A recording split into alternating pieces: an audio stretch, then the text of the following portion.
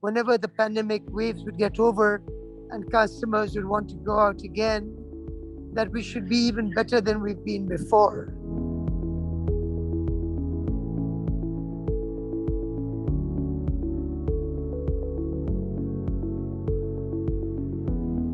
Yeah.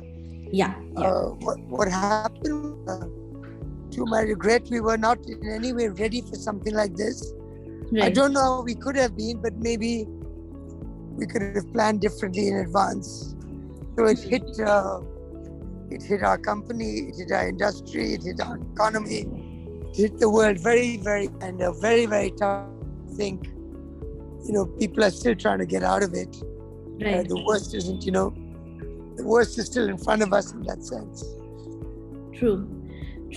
So, I mean, for like, like a large restaurant chain like yours, do you see them, kind of consolidate and come together under one umbrella, multiple brands working from one kitchen, or, instead of having standalone restaurants now?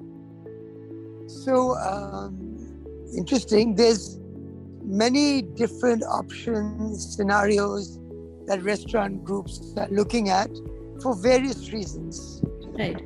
One, because the industry is still somewhat new in India, the size of groups, even like ourselves, which have been there over 20 years, is still fairly small.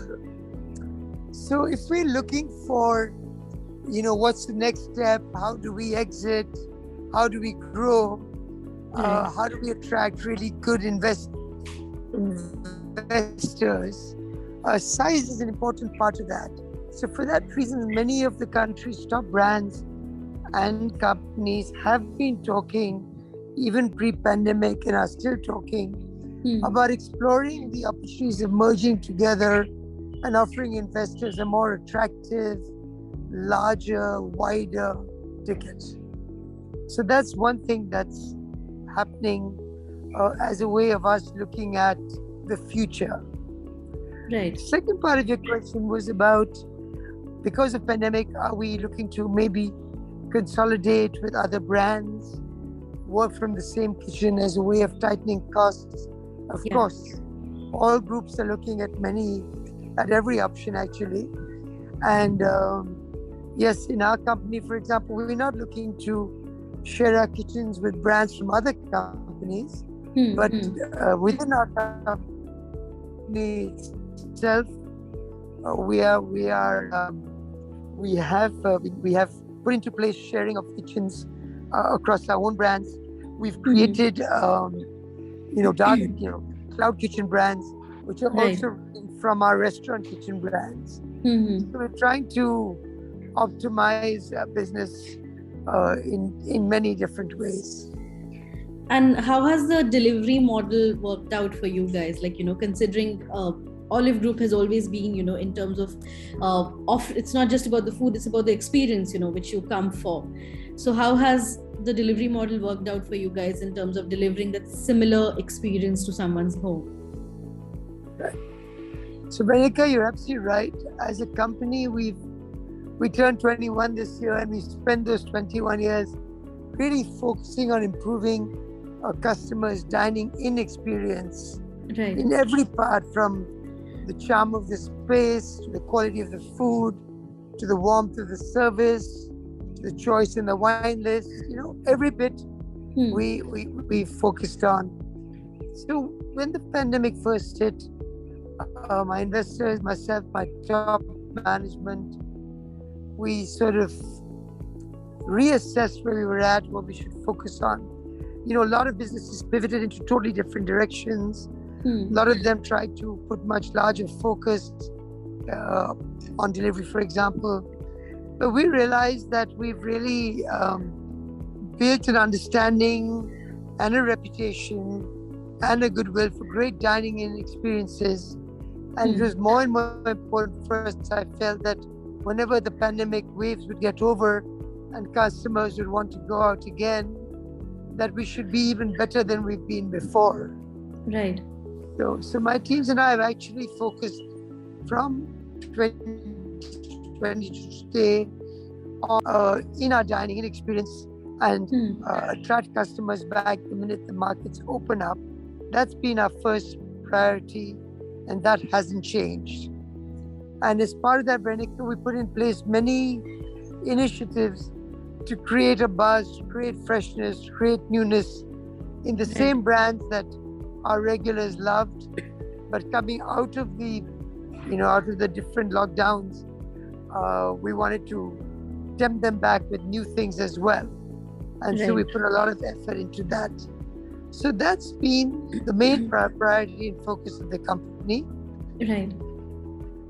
But of course, side by side with that, we did look to grow our delivery business. And in various cities, various brands, various restaurants, we tried different efforts to grow it. So it's grown. It's grown by about, I'd say, 40% in these 2 years. Right. About 30 to 40% in these 2 years. And I think there's potential to go more. And we have, in the past, the minute that the lockdown would get over, our teams would stop focusing on delivery and just do their best towards dining. Right. So now we've put a direction in place that let's build delivery, and then even when dining reopens, continue to give that focus to delivery as required, and manage it side by side with our dining in business for tough times. Numbers are still fairly small, important for us in the future. Right. Talking about newness, how much are your kitchens relying on technology now? In terms of, food processors, automated food processors, 3D food printing, and we have kitchen-based robots now. And also, is there space for it already in the kitchens, or do you see it growing sometime soon? You see, I think firstly, it's more of an ideological question as well. In India, where there is a huge amount of manpower, in fact, let's say a manpower surplus, should we be going in the direction to replace manpower, surplus manpower who need jobs and who've been with us for a long time? So we are assessing using technology in many different ways, but slowly and carefully. We're in no rush to do it. Yes, it might save us some level of cost and efficiency as well. But one has to look at it holistically, and we are in the process.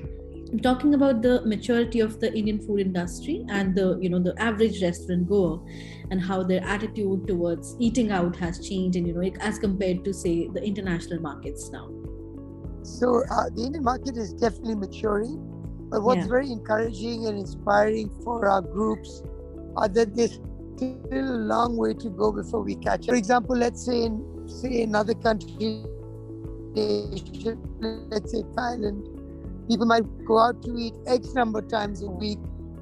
In India, the number would be less than 20. That would greatly increase the size of people's eating out as people get more and more into that habit. And it's growing well, but it's still got a ways to go to mature, even to Asian market standards, leaving alone, say, Western markets. Right. And I'm sure this was not the last of the lockdowns. I'm sure, we have, it's unfortunate, but I'm sure we have a lot more, coming up still. How prepared do you think are we to take on, what's coming next? I think the one thing which has come with this pandemic is that we as an industry are now thinking much ahead of what we used to. But more what we're really tightening up our costs so that with lesser sales, with setbacks, you can still end the year positively. Right.